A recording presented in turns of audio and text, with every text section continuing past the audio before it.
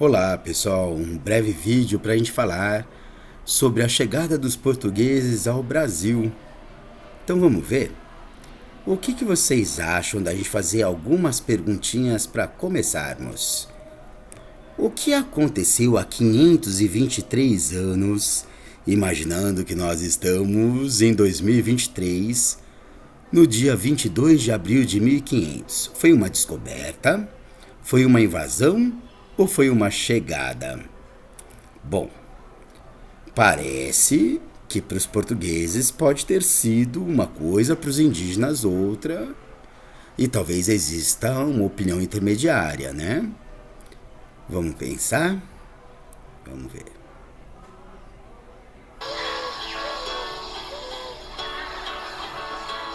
Pindorama, Pindorama, é o Brasil antes de Cabral. Pindorama, Pindorama, é tão longe de Portugal. Fica além, muito além do encontro do mar com o Lembrando que Pindorama era o nome que os índios davam para o Brasil antes dos portugueses. Veracruz, quem achou foi Portugal. Veracruz, Veracruz, atrás do Monte Pascoal. Bem ali, Cabral viu, dia 22 de abril. Não só viu, descobriu toda a terra do Brasil. Pindorama, Pindorama, mas os índios já estavam aqui. Pindorama, Pindorama, já falavam tudo em tupi. Só depois vem vocês que falavam tudo em português. Só depois veio vocês que falavam tudo em português. Então, em 1500, os portugueses chegaram numa região que eles chamaram de Porto Seguro, na Bahia. Mas eles só começaram a povoar de fato o Brasil 30 anos depois, em 1530. De 1500 a 1530, eles só retiravam uma riqueza do Brasil chamada pau-brasil. E daí o nome do nosso país, tá? Muito bem. A retirada dessa riqueza era feita dando objetos de pequeno valor para os índios, para os indígenas, para os povos originários. E essa troca de objetos de pequeno valor, como chaveiros, como espelhos, era chamada de escambo, tá? Esse período que vai de 1500 a 1530 é chamado de período pré-colonial, porque ele não é o período colonial de fato. Não há colonização de fato. Neste período, os portugueses eles conquistaram o território, eles tiveram a matéria-prima, né, o pau-brasil, do qual eles tiravam a tinta para tingir os tecidos de vermelho, que era muito raro na época, e eles conseguiram mão de obra. Os trabalhadores indígenas inicialmente foi por meio do escambo, e depois foram escravizados, né? Sem contar que em um segundo momento eles vão trazer africanos escravizados para o Brasil. Alguns personagens importantes portugueses da época. O rei de Portugal, Dom Manuel, muito fácil de você lembrar. Manuel é um nome bem típico português. O navegante português que comandou a esquadra ao Brasil, Pedro Álvares Cabral, e o escrivão Pero Vaz de Caminha. Um jeito de você lembrar é que ele escrevia as cartas deitado da sua caminha. Gente, isso é só para lembrar, ele provavelmente não escrevia deitado da sua caminha, tá bom? Parece que para os portugueses não seria nada mal chamar o dia 22 de abril de 1500 de uma grande descoberta. Será que para os povos originários, para os povos indígenas, isso seria também uma descoberta? Será que eles concordam? Se você quiser fazer um breve teste para ver como estão seus conhecimentos até aqui, basta ir em bit.ly/teste da chegada dos portugueses. Como este daqui é um vídeo, não adianta você clicar, porque não vai ter, né, esta opção. mas você pode digitar no navegador, tá bom?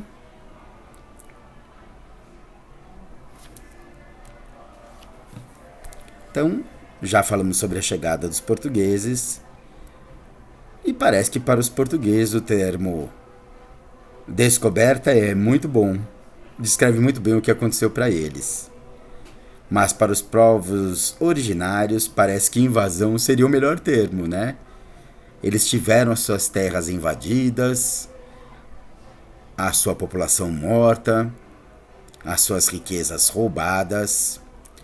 Só que, num primeiro momento, houve um momento de admiração, seguido por um momento de trocas, o escambo, e depois um momento de discordância, já que a relação dos portugueses com a natureza, com o trabalho, era muito diferente da dos indígenas.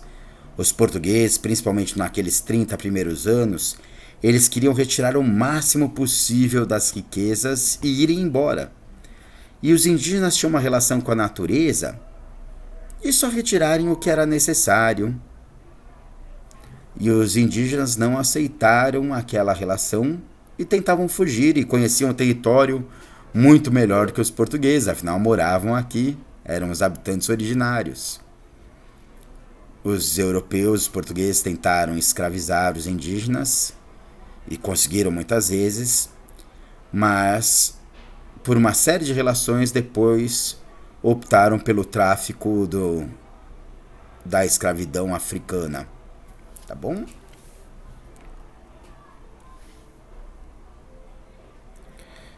Inicialmente no Brasil. Então, a colonização do Brasil só começa de fato em 1530. E como que é esta colonização? Com o rei de Portugal, Dom Manuel, dividindo o Brasil em 15 lotes de capitanias hereditárias dadas à aristocracia, a ricos proprietários portugueses, que ficariam responsáveis de administrar esses lotes de terra. Só duas dão certo, Pernambuco e São Vicente. Em Pernambuco se planta muita cana, em São Vicente também. A cana no Nordeste dá muito certo, porque pelo clima tropical, pelo solo propício, né, um solo de massapé, uma terra muito boa para se plantar cana, e porque geograficamente é a parte do Brasil que está mais próxima da Europa, onde o açúcar era levado. Então se gasta menos tempo e menos recursos para levar o açúcar para Portugal. O gado não podia ficar junto com a cana, porque senão ele ia pisotear e mascar a cana. Ele era criado mais no interior do país. E por que os portugueses, a partir de 1530, decidiram vir morar no Brasil? Porque eles estavam com muito medo das invasões estrangeiras, dos piratas ingleses, holandeses e franceses, tá bom? Como se produz este açúcar? Como que se faz a cana virar aquele pó branco para ser vendido na Europa? Na época nem era tão branco assim, né? Em engenhos.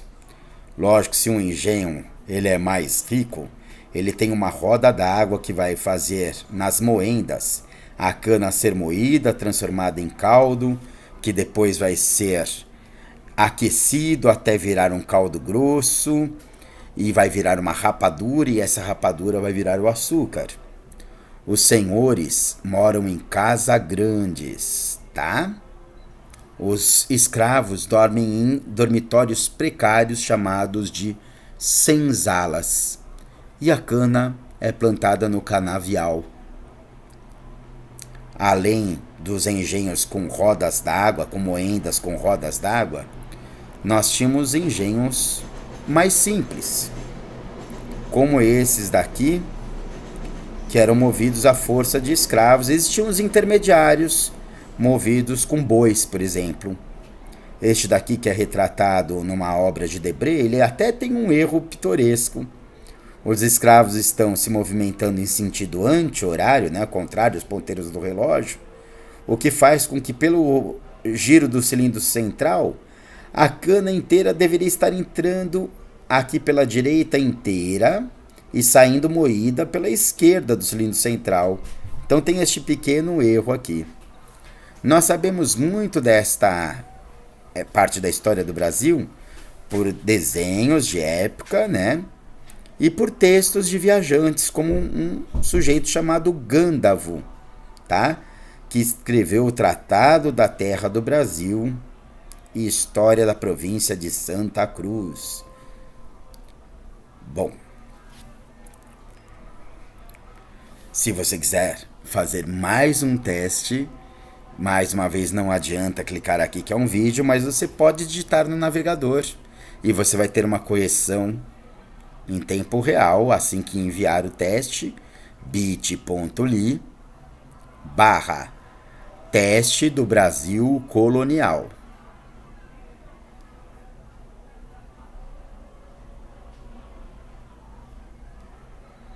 Dê uma pausa no vídeo, faça o teste e volte para a última parte.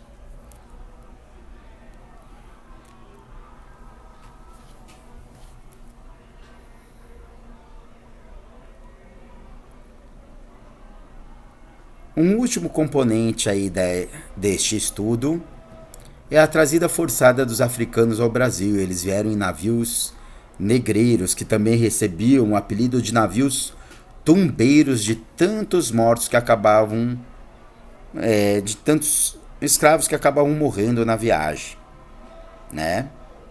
Nós temos uma música de capoeira, uma das formas dos negros resistirem à escravidão no Brasil, junto com os quilombos, que está bem retratada aqui, né, Só um pouquinho, a gente vai ver se consegue colocar para vocês.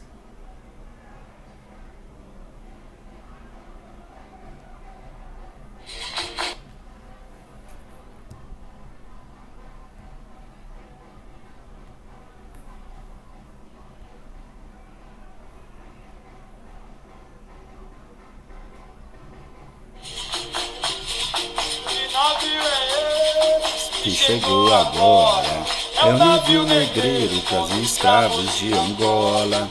Que navio é esse que chegou agora? É o navio negreiro com os escravos de Angola. Tem gente de Campina, Benguela e Luanda, eles vinham acorrentados pra trabalhar nessa banda. Que navio é Esse que chegou agora é o navio negreiro com escravos de Angola. Que navio é esse que chegou agora? É o navio negreiro com os escravos de Angola.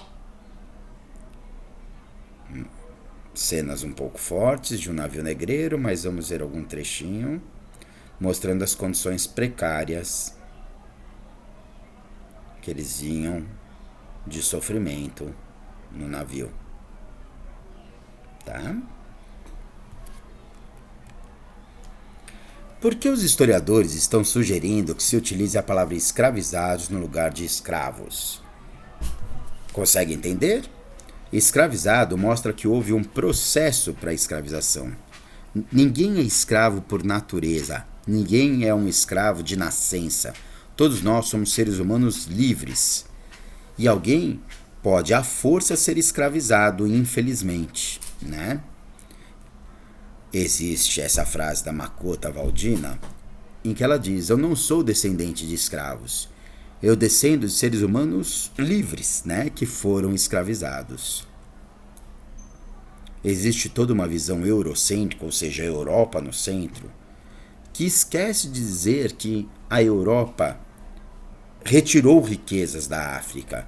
E que muitas vezes, quando nós vemos com algum preconceito a África, falando sobre a pobreza, a miséria, a fome, a gente esquece de dizer de quão pujante, de quão rica, de quão marcante já foi a história desse continente, que foi empobrecido pelas riquezas que foram de lá retiradas pela Europa. Outra coisa que a gente esquece de verificar é que boa parte da história africana ela não é registrada do jeito que os europeus registram, de um jeito escrito, já que os africanos têm uma tradição oral muito grande. Eles têm os contadores de história de geração em geração, chamado de griotes. Eles têm uma tradição de contar as histórias passadas de pai para filho, muito mais do que de escrever as suas histórias. Tá? As primeiras grandes civilizações africanas, elas eram nômades, ou seja, acabava a comida da região, eles buscavam uma nova região de tempos em tempos. Então as tendas são muito comuns. A própria palavra entender vem da palavra tenda. Você permitir com que o outro entre na sua tenda é entender o outro. Imagine que entender o outro é permitir que ele entre naquilo que você tem de mais precioso, onde você guarda os seus tesouros, os seus bens mais preciosos. Quando você entende o outro, você permite que ele entre na sua tenda.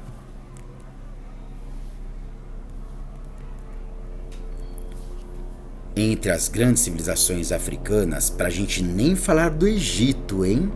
Muita gente esquece que o Egito está na África. Nós temos Gana, e aí fica muito fácil você lembrar Gana associado à grana, com as minas de ouro e o comércio com a Europa. Nós temos o Mali, com a grande influência da religião Yorubá, com os orixás. É só você lembrar, livrai-nos do mal e religião, livrai-nos do mal, os orixás que nos livram do mal, religião Yorubá no Mali. Nós temos o Congo, que está muito ligado ao comércio dos escravos, né? Ele veio do Congo, da Angola e da Guiné, o navio negreiro, né? Então, olha lá. Minas de ouro, Gana. Grana. Religião Yorubá, do Mali. Livrai-nos do mal, os orixás. Religião. Comércio de escravos, ele veio do Congo, né? Ótimo. E o Egito, das pirâmides, dos faraós. Vamos caminhar mais um pouquinho. Aqui nós temos, só para comparação, o deus Marte, o deus romano da guerra. A palavra artes marciais, por exemplo, está associada ao deus Marte, martial arts em inglês. E quando nós falamos que deus Marte é o deus da guerra, ninguém acha ruim. Inclusive, o termo artes marciais é um termo usado no Ocidente.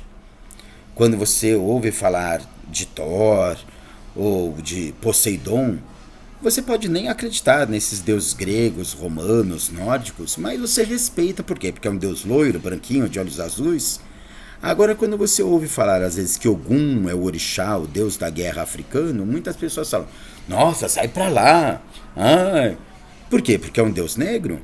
Você não precisa acreditar, mas você precisa respeitar. Por quê? Porque assim como os gregos, os romanos antigos, os africanos têm uma crença politeísta, acreditam em muitos deuses ligados às forças da natureza. Algumas pessoas tentam alegar que não foram os europeus que inventaram a escravidão, que a escravidão já existia na África antes deles, e de fato ela existia. Só que era uma escravidão muito mais moderada, muito mais rara, muito mais leve. Era uma escravidão que ocorria em tempos de guerra, e elas eram raras, e que elas aconteciam por escravidão por dívida. Ou seja, uma escravidão temporária. Era uma escravidão que não passava de pai para filho, em que o escravo não era considerado uma mercadoria, e que ela era para trabalhos domésticos. É diferente da escravidão que os portugueses faziam em larga escala, de milhares de pessoas, e que pegavam pessoas de tribos diferentes, às vezes tribos rivais, e colocavam no mesmo navio negreiro, e que colocavam pessoas para serem vendidas em mercados, como mercadorias, e que colocavam às vezes pessoas de uma tribo rival para escravizar a pessoa de outra tribo, para castigar a pessoa de outra tribo, para não deixarem eles se comunicarem e organizarem fugas, né? Ou seja, muito mais cruel, muito mais violenta, e que gerava depressão nos escravos, tristeza. Os escravos até tinham um nome para essa depressão, chamava-se banzo, tá? Para ir encerrando, Os escravizados da África no Brasil, eles vinham em navios negreiros, eram comercializados como verdadeiras mercadorias em mercados humanos, ao invés de estarem em prateleiras, estavam em jaulas, onde os senhores que iam comprar podiam escolher, falar, eu quero esse, eu quero 2 desses, olha, deixa eu ver os dentes. E eram usados nos engenhos de açúcar, nos engenhos coloniais. Se você quiser fazer um último teste aí e saber que nota tiraria, está em bit.ly/teste do escravismo colonial. E boa sorte para a sua prova. Lembrando que há um ditado árabe que diz: sorte é quando a preparação se encontra com a oportunidade. Só que tem um detalhe: a oportunidade normalmente é por acaso, a preparação nunca, tá? Então, se você estudar, pode ser que na prova caiam a maior parte das questões daquilo que você estudou. Quanto mais coisas você estudar, maior a oportunidade de cair o que você estudou. Até a próxima, pessoal.